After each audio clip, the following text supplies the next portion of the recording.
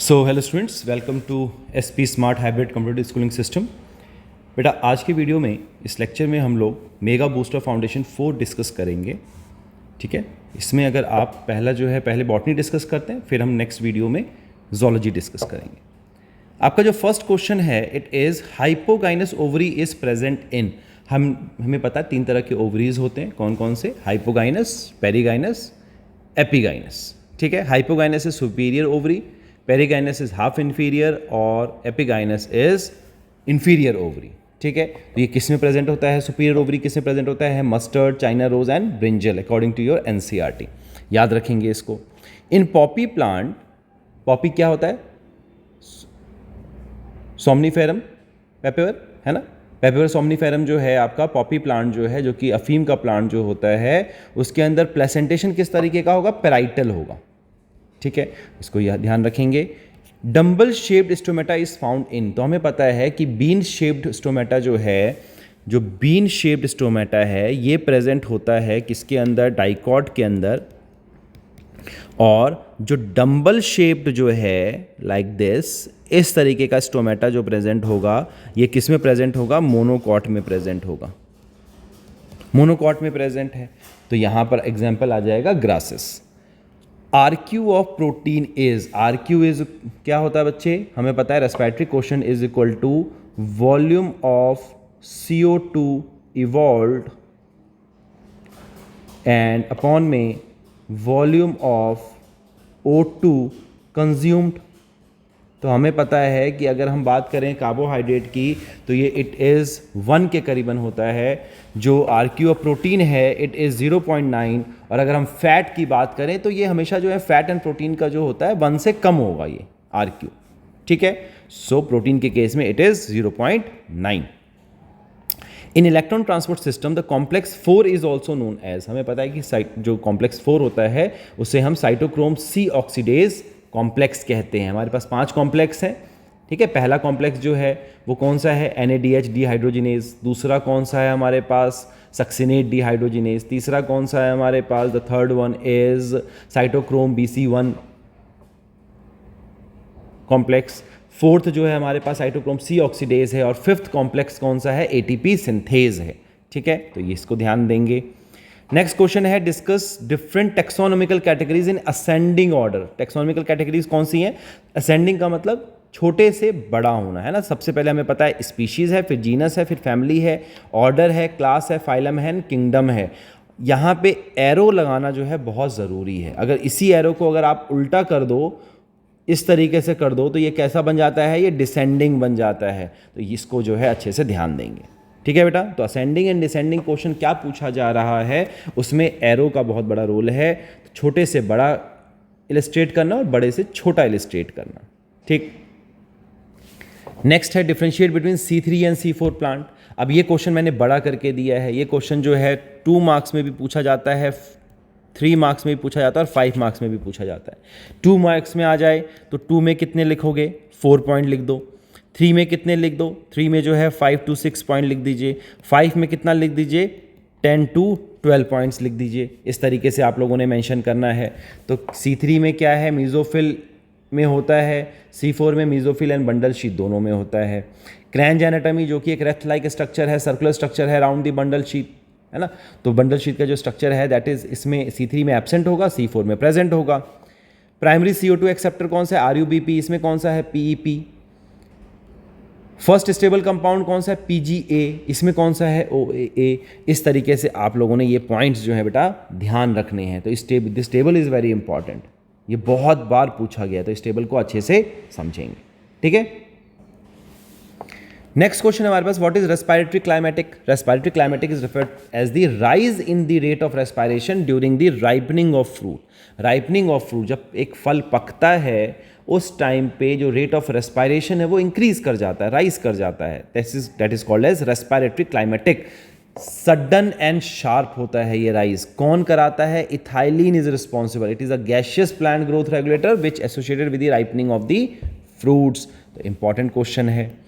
Next है what is diatomaceous earth? Diatomaceous earth क्या होता है? जो सिलिका की एक लेयर प्रेजेंट होती है, जो सेल होता है किसका? जो डाई एटम्स का जो होता है वो किस चीज़ का बना होता है, डाई एटम्स का बना होता है ना. It is diatomaceous earth is made up from the fossilized remains of tiny aquatic organisms called as die atoms.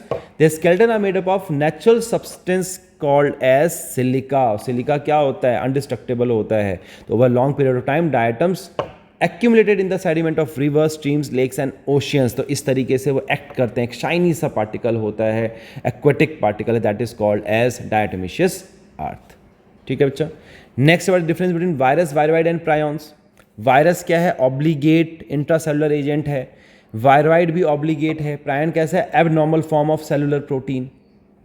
Obligate का मतलब रहना ही पड़ेगा, इसे होस्ट की जरूरत पड़ेगी ही पड़ेगी. इसके अंदर जो जेनेटिक मटेरियल है वो डीएनए या आरएनए हो सकता है surrounded by a protein coat. ये इसका जेनेटिक मटेरियल है और इसका स्ट्रक्चर है. वायरोइड्स की बात करें तो सिर्फ आरएनए प्रेजेंट होता है, नो प्रोटीन कोट, कोई प्रोटीन कोट नहीं है. अब प्रायोन्स में क्या होता है, सिर्फ प्रोटीन होता है, नो डीएनए एंड आरएनए. तो ये पॉइंट अच्छे से याद रखेंगे. ठीक है. 3 मार्क्स से क्वेश्चन में देखें तो हमारे पास क्वेश्चन है highlight the criteria used for 5 kingdom class system of classification. Criteria कौन सा है, cell type, nucleus, body organisation, mode of nutrition and इसके एग्जांपल्स दिए गए हैं. तो 5 टोटल हमारे पास हैं. किसने किया था, ये आर.एच. विटेकर ने दिया था. कब प्रपोज किया था, 1969 में. 5 किंगडम कौन कौन से, Monera, protista, fungi, plantain, animalia. तो ये आप लोगों ने पढ़ा हुआ है, इसको अच्छे से इस क्वेश्चन को भी याद कर लेंगे. नेक्स्ट क्वेश्चन देखिए, write the economic significance of bryophytes. Bryophytes में mosses and lichens are the first organism to colonize rocks हैं. तो इसमें से जो मॉसेस जो हैं या लीवरवॉर्ट्स जो है, these are the examples of किसके, ब्रायोफाइट्स के. क्या करते हैं ये, they decompose the rock making it suitable for the growth of higher plants.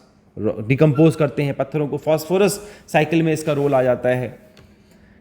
Bryophytes grow densely to so act as a soil binders की तरह से एक्ट करते हैं. Mosses plays an important role in bog succession. Log होना चाहिए यहाँ पर, log succession.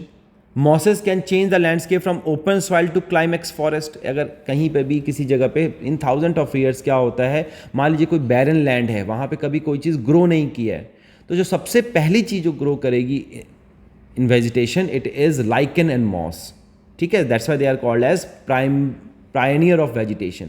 फिर वहाँ से उस पर हर्ब्स बनने स्टार्ट, वीड्स बनने स्टार्ट होंगे, फिर हर्ब्स आएगा, फिर श्रब्स आएगा, फिर ट्रीज एंड देन फॉरेस्ट बन जाएगा, है ना. So forest is the climax होता है किसी भी सक्सेशन का, राइट. इसमें हेल्प करता है ये. They prevent soil erosion. Soil erosion को रोकता है. वाटर के रन ऑफ को रोकेगा. होल्डिंग कैपेसिटी बढ़ाता है सॉइल का. They help in recycling of the nutrient phosphorus. Basically phosphorus, क्योंकि ये क्या कर रहा है, डिकम्पोज कर रहा है सॉइल को. Act as a rock builder. जो रॉक्स भी जो बनते हैं उसमें भी हेल्प करता है. Peat formation. Sphagnum is also known as peat moss. Peat is found by slowing down of the decaying process. तो ये भी आपका इसके अंदर आता है. Peat is used as a fuel. तो ये अकेला एक 1 मार्क्स का क्वेश्चन भी आ सकता है कि व्हाट इज पीट फॉर्मेशन या कौन करता है. तो sphagnum helps in the peat formation. ठीक है बेटा. नेक्स्ट क्वेश्चन है differentiate between glycolysis and Krebs cycle. Glycolysis क्या है, first step of cellular respiration है. क्या बनता है, pyruvic acid, ATP, NADH and water are formed. ये क्या है, ट्राइकार्बोक्सिलिक एसिड साइकिल है, टीसी साइकिल है. It is a set of cyclic chain reaction. Acetyl coenzyme एक कंप्लीटली ऑक्सीडाइज होता है to give CO2, H2O, NADH2 and FADH2. इसके अंदर both aerobic and anaerobic respiration है. It is only aerobic respiration क्योंकि oxygen की ज़रूरत होगी. ये कहाँ पे हो रहा है, साइटोप्लाज्म में हो रहा है. ये कहाँ पे हो रहा है बच्चे, माइटोकॉन्ड्रिया में हो रहा है क्रैब साइकिल, उसके मैट्रिक्स में हो रहा है. ठीक है, this is the difference between glycolysis and Krebs cycle. Then write a short note on photorespiration. क्या होता है, photorespiration is a process where enzyme RuBisCO oxygenate RUBP with the release of carbon dioxide. ठीक है, अगर carbon dioxide क्या होता है, tropical जगह पे जो प्लांट्स होते हैं, ट्रॉपिकल प्लांट्स, वो गर्मी ज़्यादा होने की वजह से अपने स्टोमेटा को क्लोज कर लेते हैं. स्टोमेटा क्लोज होने की वजह से क्या होगा, जो CO2 है वो एंटर नहीं कर पाता एटमॉस्फेयर से, और O2 जो बन रहा है लाइट रिएक्शन में वो बाहर नहीं जा पाएगा. इससे क्या होगा, जो in the absence of carbon dioxide the RUBP will get bind to किसके साथ बाइंड हो जाएगा, ऑक्सीजन के साथ बाइंड हो जाएगा, है ना। और बेटा किसकी मदद से, रुबिस्को एंजाइम है, क्योंकि रुबिस्को जो है कार्बोक्सिलेशन भी करता है और ऑक्सीजनेशन, दोनों में ही कार्बोक्सीजिनेज और ऑक्सीजनेज दोनों ही काम करता है, that's why it is RuBisCO. ठीक है, it is a wasteful process because it prevents the plant from using ATP and NADPH to synthesize carbohydrate, बनता नहीं है। किस में होता है, C3 में हो सकता है लेकिन C4 में नहीं होगा, ध्यान देंगे इस चीज को। C3 पाथवे में RUBP binds with oxygen and forms phosphoglycolate and phosphoglycerate, इसलिए इसको 2 कार्बन साइकिल भी कहते हैं, क्योंकि पहला जो मॉलिक्यूल बना है वो 2 कार्बन का बना है। ठीक है, it occurs when the level of CO2 is low inside the leaf. कहाँ पे होता है, हॉट ड्राई डे में, close stomata and prevent excess loss of water. Limit करता है damaging product of light reaction of the photosynthesis. It reduces photosynthetic efficiency in C3 plant by 25% तक C3 plant का photosynthesis efficiency को रोक देता है। कहाँ पे होगा ये,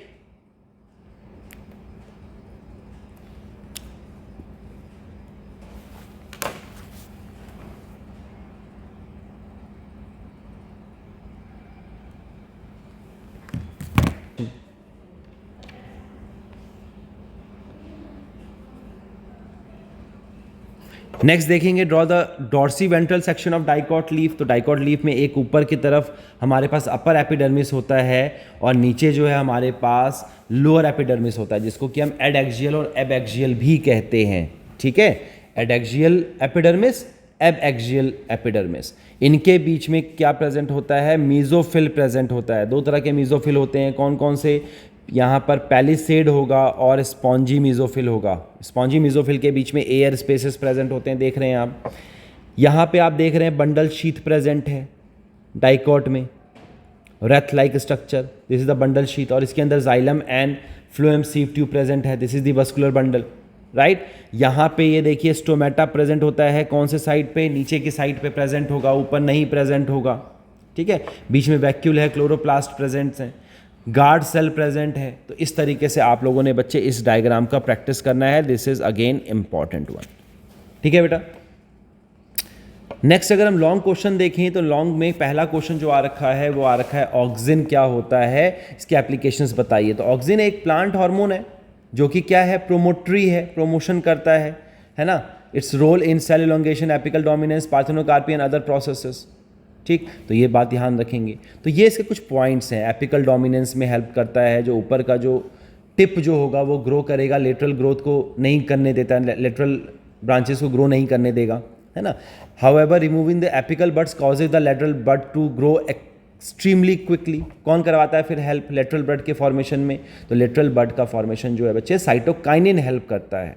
ठीक है, तो एपिकल डोमिनेंस कौन कराएगा, ऑक्सिन। एपिकल डोमिनेंस को रोकेगा कौन, प्रिवेंट कौन करेगा, तो वो साइटोकाइनिन करेगा। रूट इनिशिएशन में हेल्प करता है, जो हॉर्टिकल्चरिस्ट जो हैं, जो रूट्स वगैरह जो ग्रो कराते हैं, जो प्लांट्स वगैरह फ्लावर्स वगैरह जो लगाते हैं, उसमें रूट का फॉर्मेशन इसके थ्रू किया जाता है। Auxin initiate root growth. The use of auxin in linoleic paste is very important because it is used to form root in economically useful plant that are propagated by cuttings। जो cuttings वगैरह से, grafting वगैरह से जो plants वगैरह जो grow कराए जाते हैं बच्चे, hybrids बनाए जाते हैं, जैसे रोज़ में किया जाता है, तो वहाँ पे auxin का यूज़ किया जाएगा। ठीक है, then parthenocarpy, it is a process of developing fruit without fertilization। ठीक है, कोई फर्टिलाइजेशन नहीं होगा। And these fruits are known as parthenocarpic fruits, seedless fruit भी कहा जाता है। So auxin has the ability to stimulate formation of these fruits. तो पार्थेनोकार्पिक के लिए कौन रिस्पॉन्सिबल है, ऑक्सिन रिस्पॉन्सिबल है। नेक्स्ट है vascular differentiation. Plant differentiation is induced by auxin according to tissue culture experiments. Because cytokinins are known to participate in vascular differentiation, it is influenced by both auxin and cytokinin. दोनों help करते हैं, auxin भी and cytokinin भी। तो यहाँ पे हमारे पास apical dominance हम लोगों ने देख लिया, रूट इनिशिएशन देखा, पार्थेनोकार्पी देखा एंड वस्कुलर डिफरेंशिएशन देखा। ऑक्सिन करवाता है ना। और ऑक्सिन का क्या क्या काम है, एपिकल डोमिनेंस, लेटरल बड को ग्रो नहीं करने देगा, साइटोकाइनिन ग्रो करने देता है, रूट इनिशिएशन में हेल्प करता है ये, है ना। जो भी हॉर्टिकल्चरिस्ट जो हैं वो फ्लावर जो ग्रो कराते हैं, जो कटिंग के थ्रू जो प्लांट्स ग्रो कराया जाता है, ग्राफ्टिंग के थ्रू जो कराया जाता है, वहाँ पे जो रूट्स का फॉर्मेशन कराते हैं वो ऑक्सिन के थ्रू कराया जाता है। ठीक है बच्चे।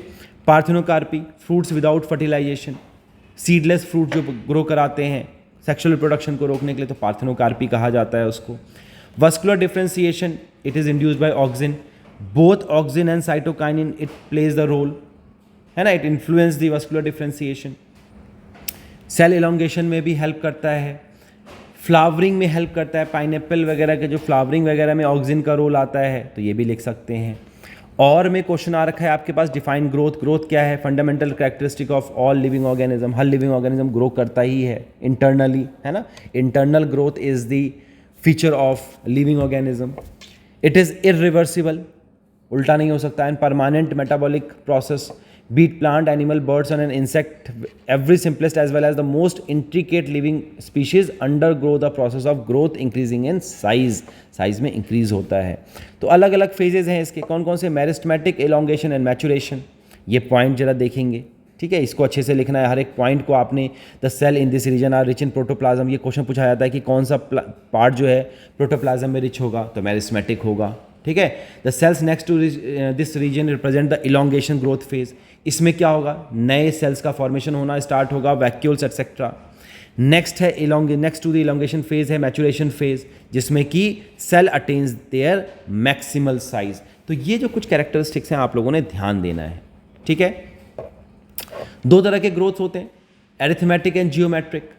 एरिथमेटिक ग्रोथ में क्या होता है? Out of 2 daughter cells produced by mitotic division of a cell, only 1 daughter cell continues to divide while the other differentiate and mature. क्या होता है? मान लीजिए एक है, तो एक जो है ये आगे मैच्योर हो जाएगा, और ये जो है आपस में ये वाला जो है ये फिर फर्दर जो है ये डिफरेंशिएट करेगा।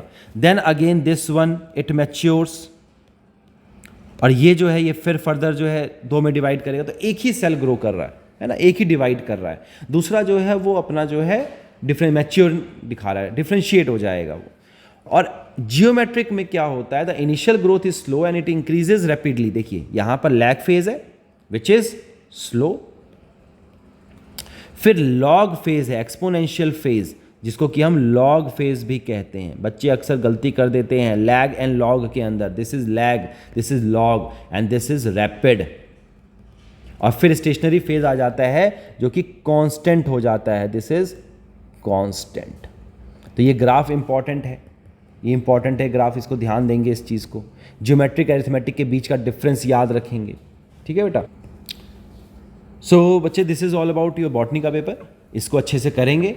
आई होप कि आप लोगों को ये अच्छे से समझ में आ गया। कोई डाउट होगा तो पूछेंगे क्लास में, ठीक है। So God bless everyone, take care, thank you.